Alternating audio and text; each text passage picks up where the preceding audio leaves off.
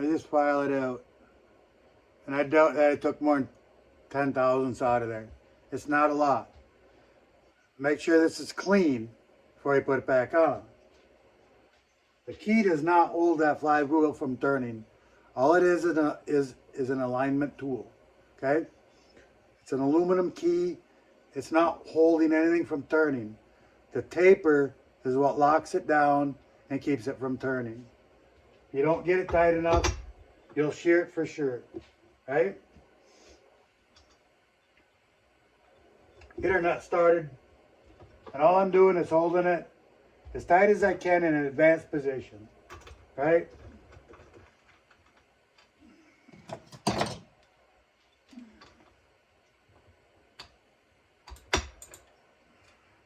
Hold it advanced. I tighten it about as much as I can tighten it by holding the flywheel. It starts to lock it in place. Roll it around till my piston comes up to my rope. This is where I'm feeling a little bit. I don't want to feel it move hard because that means it's cutting the rope, right?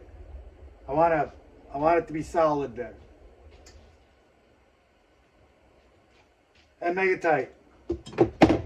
Now, you can over tighten the flywheel and cause it to split in half because of that taper.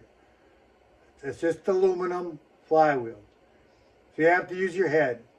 There is a torque spec for it. I don't use it. I used to.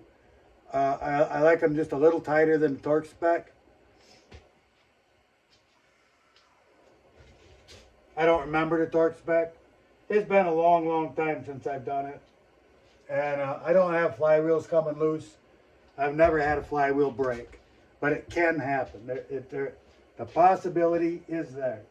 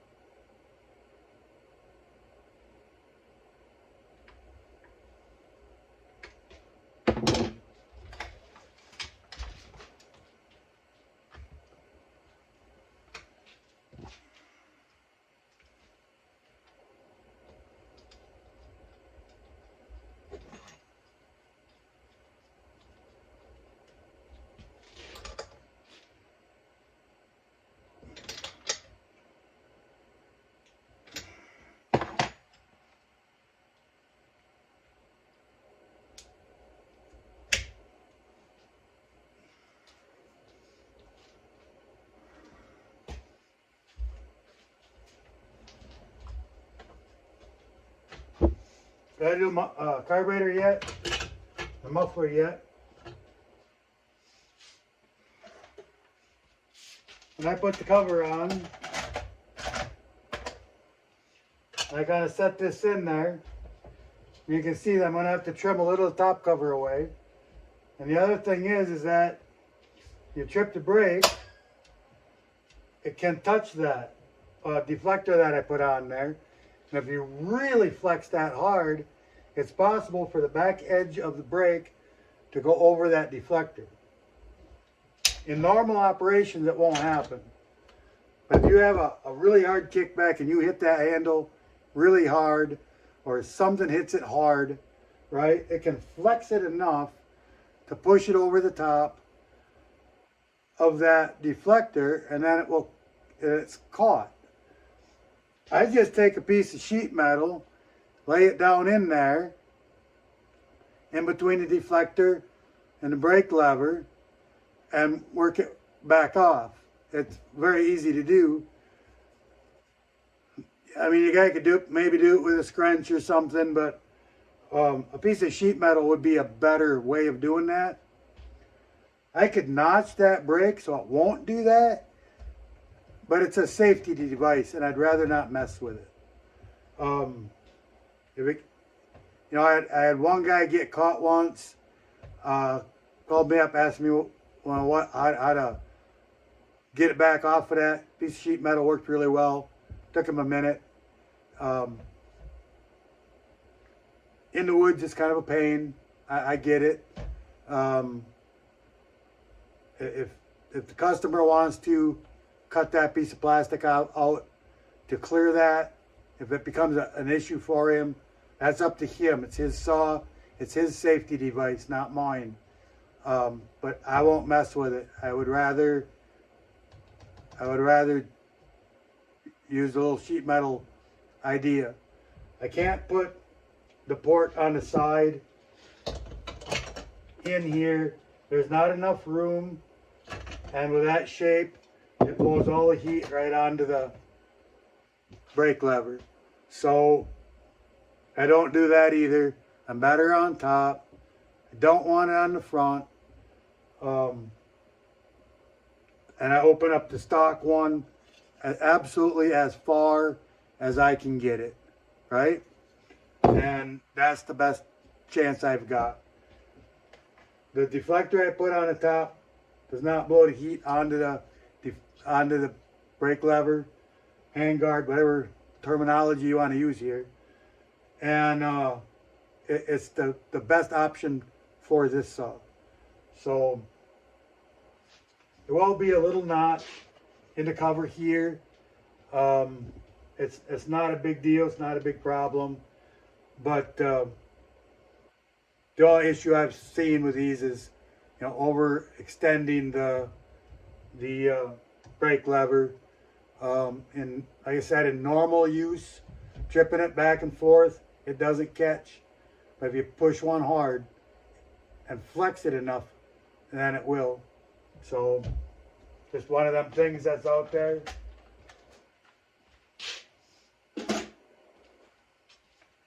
All right, I'm going to work on the muffler. It's a shallow deflector that I got to use. I have shallows and deeps. And for up here, the shallow, there's no way I can put a deep muffler cover up there. Let the shallows fit right in that area. And you see I have a whole finger I can stick in on top of that when the brake is in its normal run position. So it's not a big problem until you really reef that thing ahead. So that's how I recommend, just a piece of sheet metal, lay it on top. It'll force it back, slide it over the top, and it'll be good. If I could put it on the side, I would put it on the side. So anyways, we're going to move over to the grinder. We're going to work on the carburetor. We're going to work on the muffler. I'll meet you over there. Back carburetor, thinning the shaft, and then cleaning up the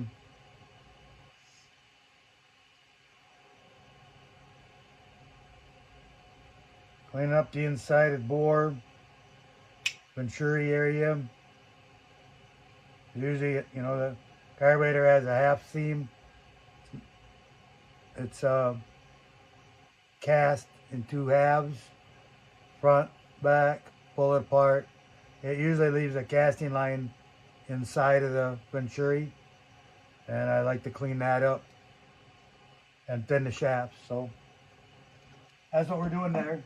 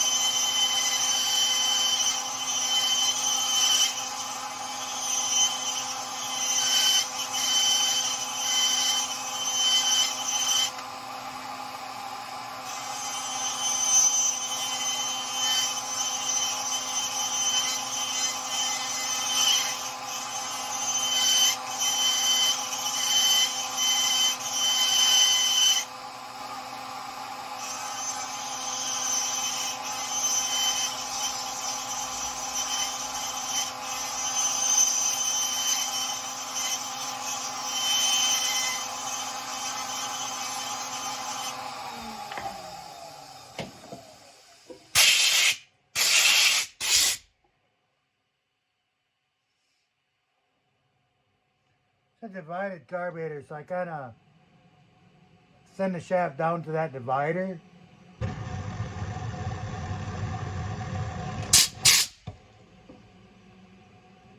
Silly thing. And that tends to work.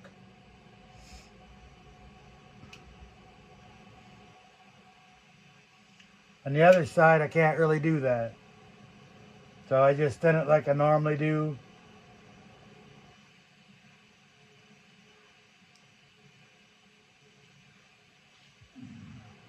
Every carburetor is a little bit different, you know. Especially on this more modern stuff, they're not conventional carburetors anymore.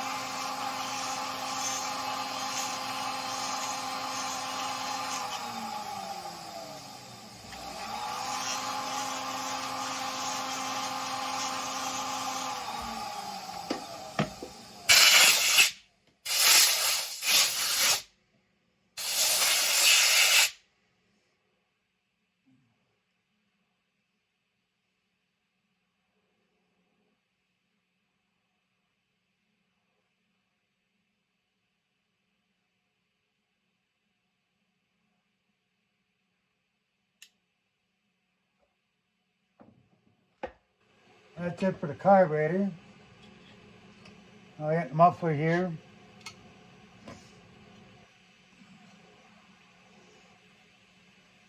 There's a seam on the top here. You got to be careful.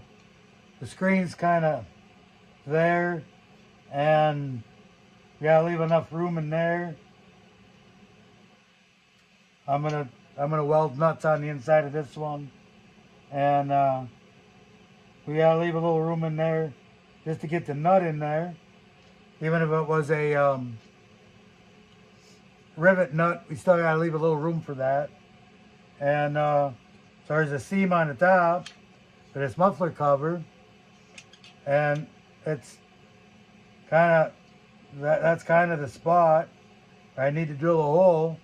Is right at that seam, and that seam wants to push the drill bit over, right? So it won't drill right where I want it. It generally walks over. So I mark this, and then I cut a piece of that top piece away so I don't have that seam right where I'm drilling the hole, because it's just about exactly where it needs to be.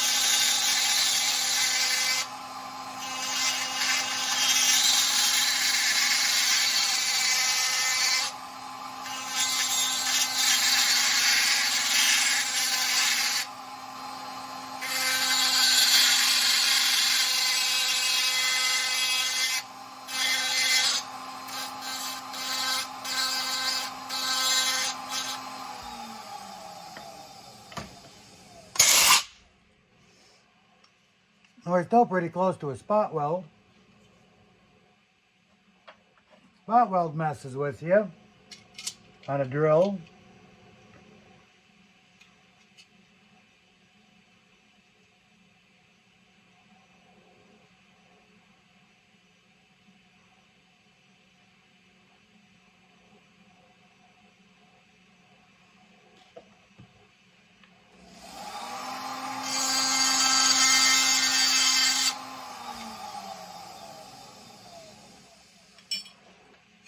Because there's another double layer in here, right? So that's what the spot weld's there for.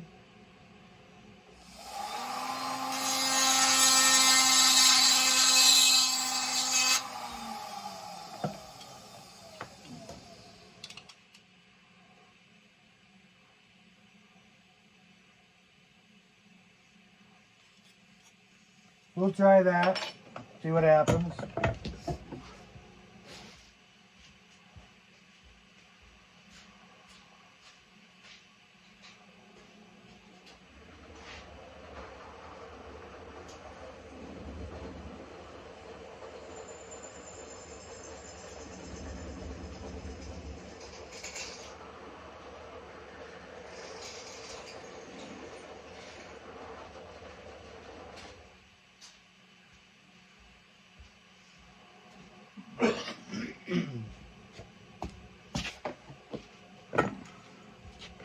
Always something to fight with, right?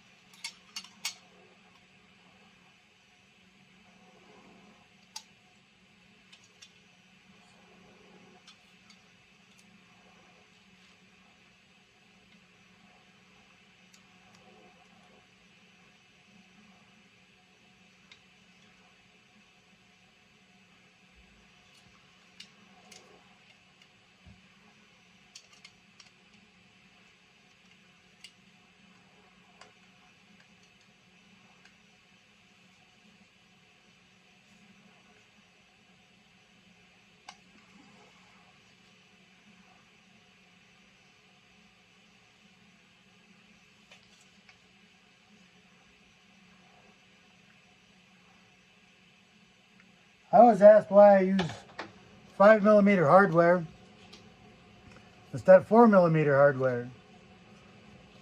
And the simple answer is it's stronger. I don't know the exact strength of difference between the two. But if I had to just guess, I would say almost double.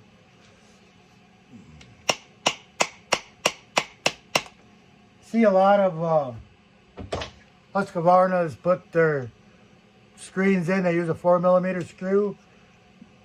See a lot of them twisted off. And I usually drill. You never get it out of there. It's rusted in there. But I usually drill it out, enlarge it, and put in a 5mm screw. And I've never seen another one come back that broke off. So that's kind of why. Why not use something stronger, you know?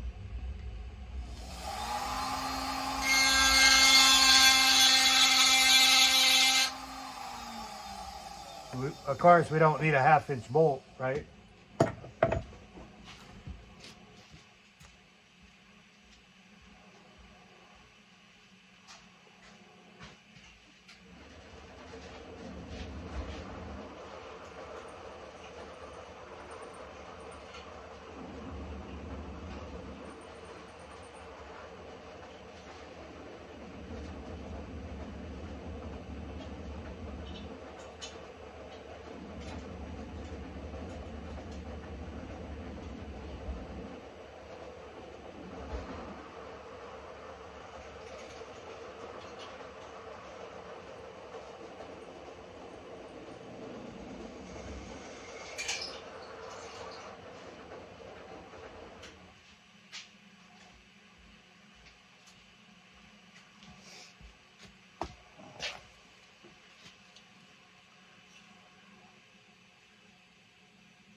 One thing for sure, these mufflers are very thin.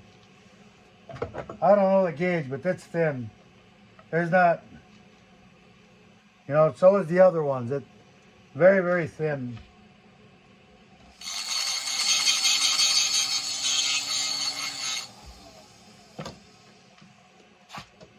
Everybody wants lightweight, but, you know, there's a point to where we lose all the strength due to lightweight, and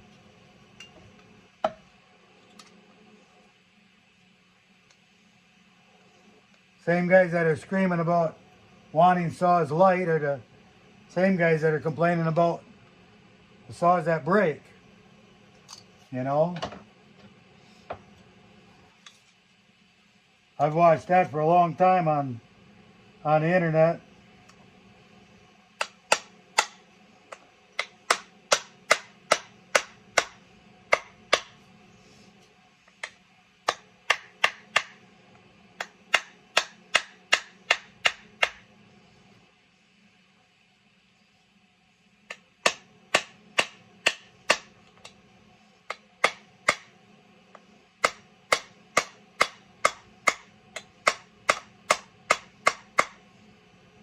Seems like Stihl and Husky's got a war going on between, you know, power to weight ratios, right?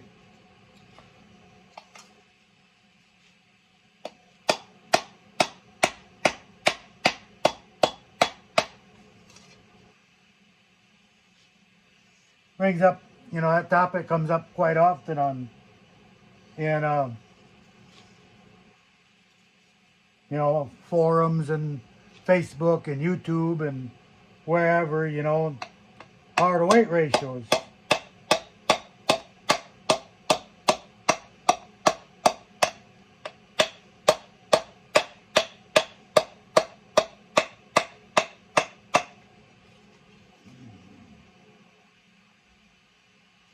That should be your last,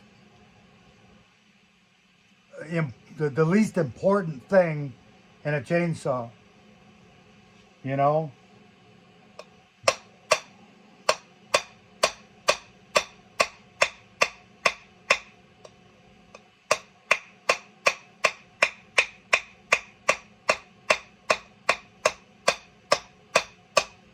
if that's your deciding factor, whether you're going to buy a saw or not, is the power to weight ratio.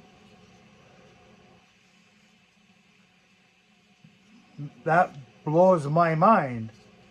You know, I want to buy a saw that's that holds up well, has the least amount of issues. You know, you look at maintenance over time, maintenance costs over time. Those kind of things would be more important to me in a deciding factor, or a very good supporting local dealer, whether it be Husky or Echo or, you know, Shindawa or whatever it might be, Red Max, Husky Steel, you know, Johns Root used to be in there. The good supporting dealer of that product, that's a good dealer, is probably more important than anything. When it breaks, can you get it fixed?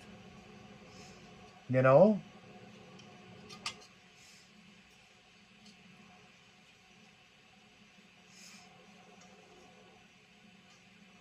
All right, we'll weld those up. I'll be back.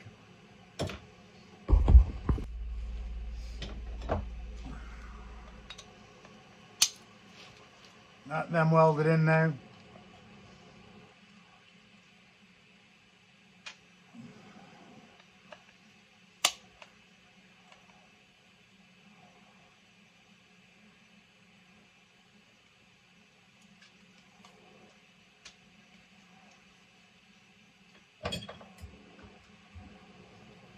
A little touch-up paint.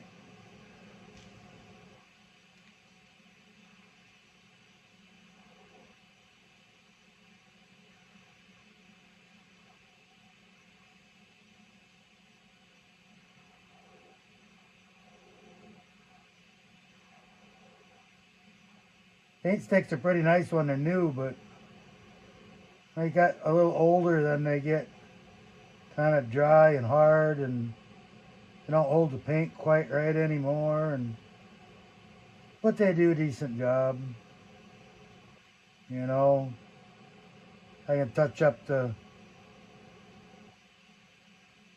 I created a couple scratches on it and that kind of stuff from forming it. Make them look a little better.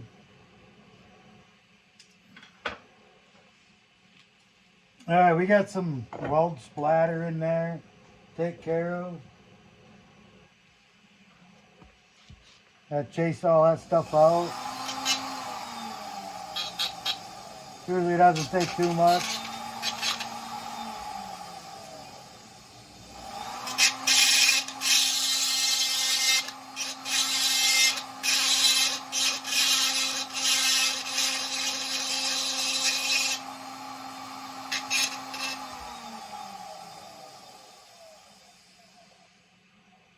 Some of them little balls stick pretty good, and some just don't stick at all. Chase them all, get them out of there.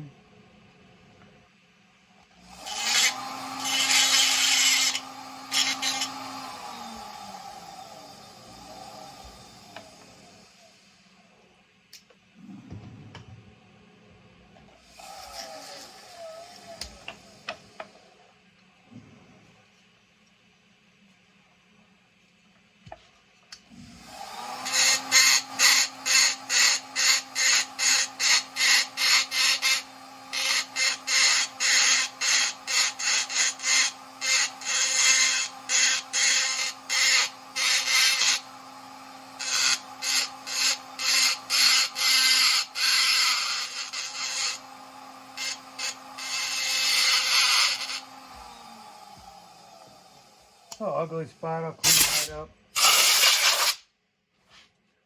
Just all ugly is all. It's no big deal. I don't know. Little reaction to the metal, I guess. We cleaned it up.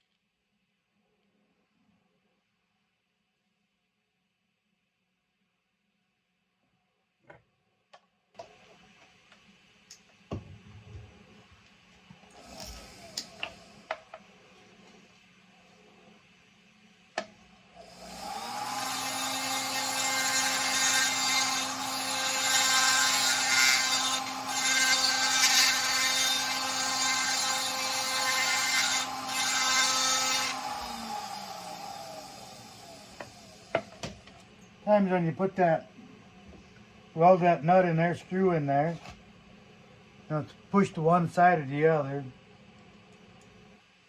and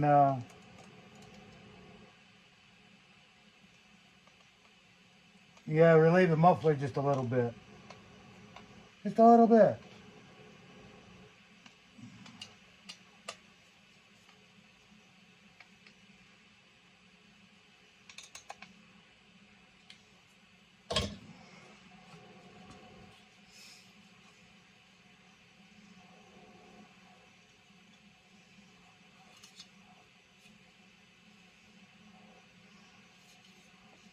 We're done with that.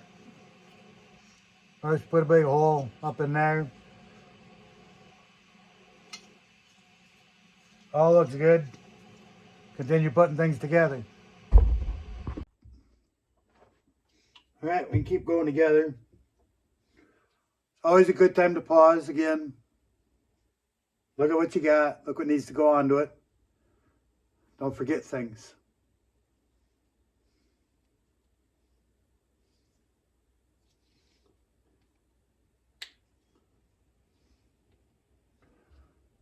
Take that out to do the carb work. A lot of times you stick in the boot. Guys don't even know they're there and they break them trying to pull a boot out. We see that silly stuff.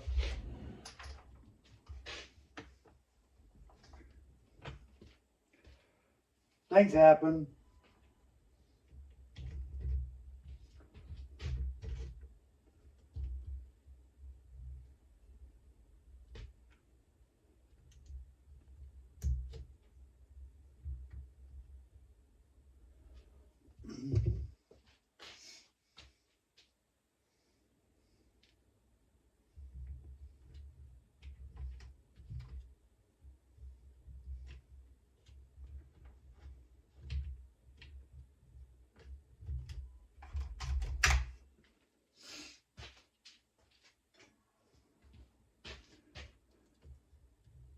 There's a pretty nice design on these 562s for, you know, mounting a carburetor. It's simple, it's effective, it's easy to get apart, it's easy to put it together.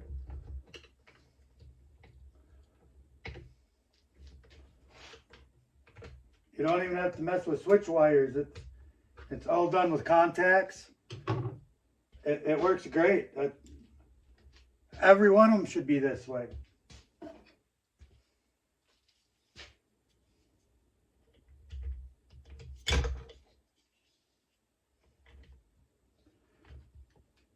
These saws probably run a little better if you take some of this stuff and throw it away. But it's in there for a reason. I was building a race saw, I'd throw it away, right? But for this, you know, work saw, it's to control a spit back so it can be reburned in the motor.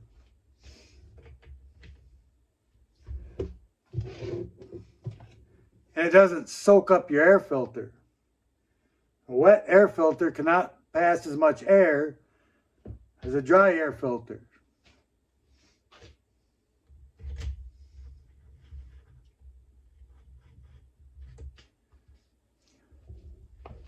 Even with these, if you test it dry and then oil it, test it again, you lose a little power, right?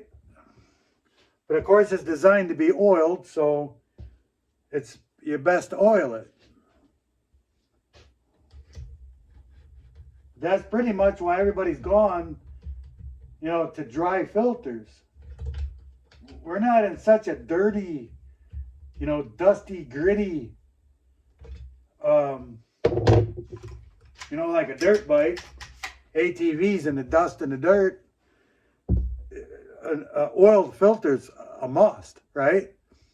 But a car driving up and down the road, putting an oiled filter in there is completely senseless, right? And it's not necessary on a chainsaw is if you're maintaining your chainsaw correctly. If you never, ever, ever going to clean your air filter, I don't care what you put in it. It's maintenance is maintenance, right?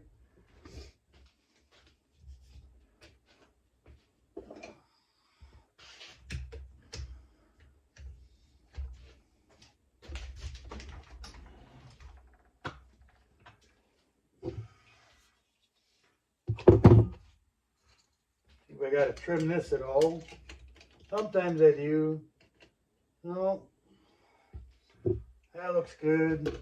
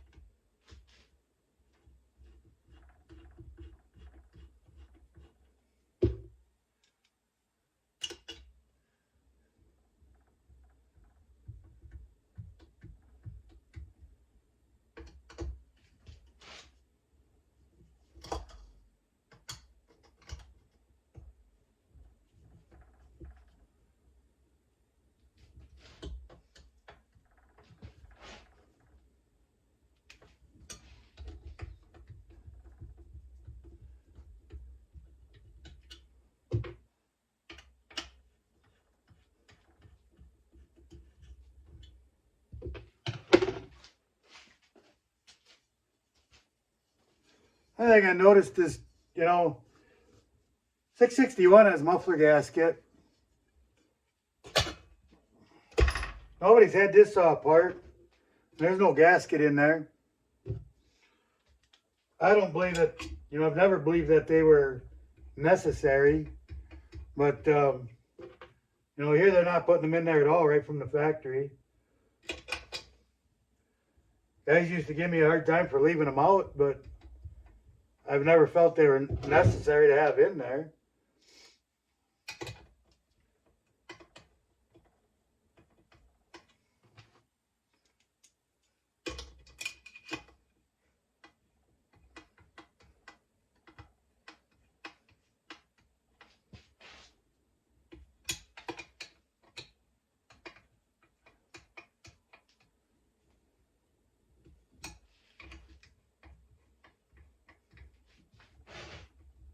Loctite. If you're going to torque this, right, this turns hard. You're going to put a torque wrench on this with that old dry Loctite in there, right, and torque that screw to a torque spec, it won't be tight. Not tight to torque spec. Because you have all that resistance from that Loctite. Old Loctite that's already in there. Right? So how's that? How are you going to torque that down correctly with that in there?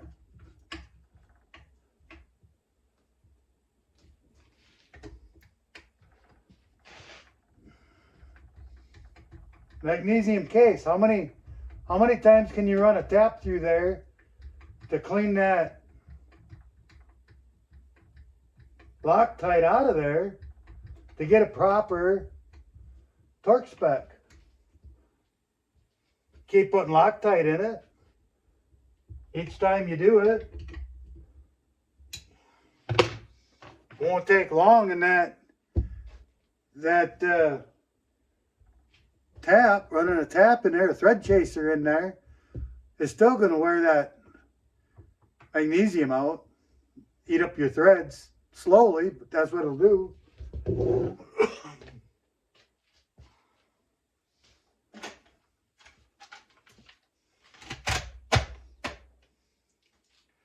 I got a lot of reasons not to like Loctite, Put it in a blind hole, pour it in there, You probably get that screw in that blind hole because it'll probably squeeze it out past the threads. Hopefully, right? If it doesn't, you're going to break something out the back side of that blind hole hydraulically, right? Because a lot of guys just stick the bottle in and give it a squirt, you know. So the other thing is you take that screw out after that's dried and do something and it changes slightly. You put that screw in there and now that bottom is completely full of old hard Loctite and you bottom that screw out in there. One, it's not necessarily tight. And two is you can break the screw. Can't get the thing back out. It literally seizes the screw in there. I've seen that. Broken screws in blind holes because of Loctite, and now try to get that screw out of there.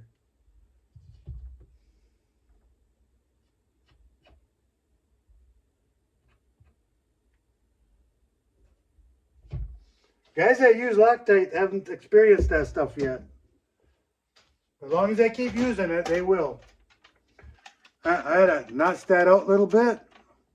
My marks.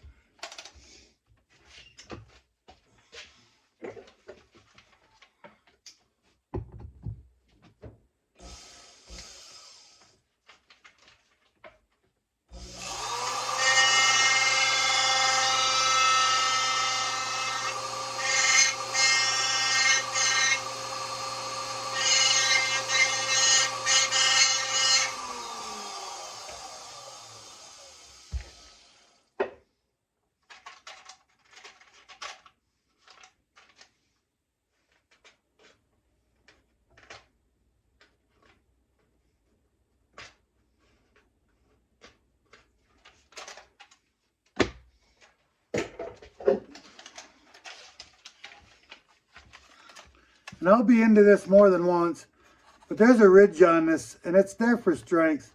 I have to take it out. It's possible these covers could start to crack, you know. Off from that point, it could start to crack. If you ever watch these in a video, they're just, you know, doing this number. Plastic's pretty rigid, tough stuff.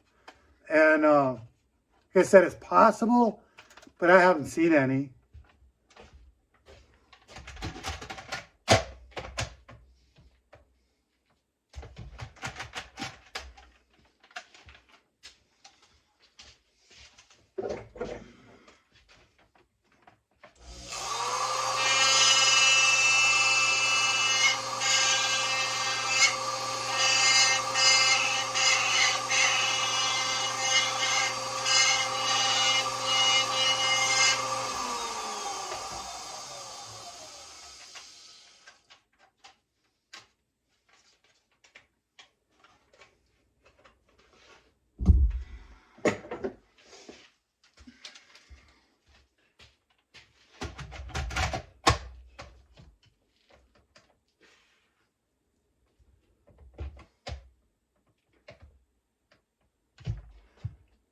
To be honest with you, I probably wouldn't even have to do that. I could probably just let it melt in there, you know.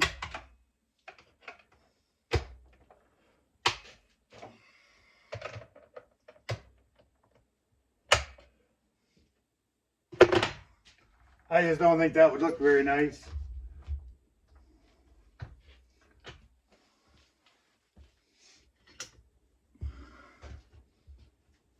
Not like it's hard to do, right?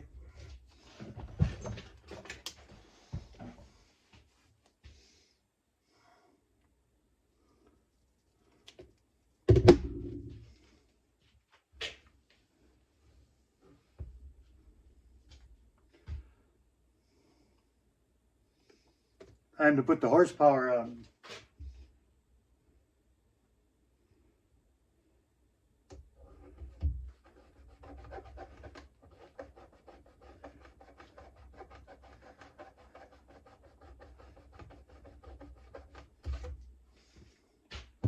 Now those old Magnum stickers, they used to add a lot of horsepower, you know.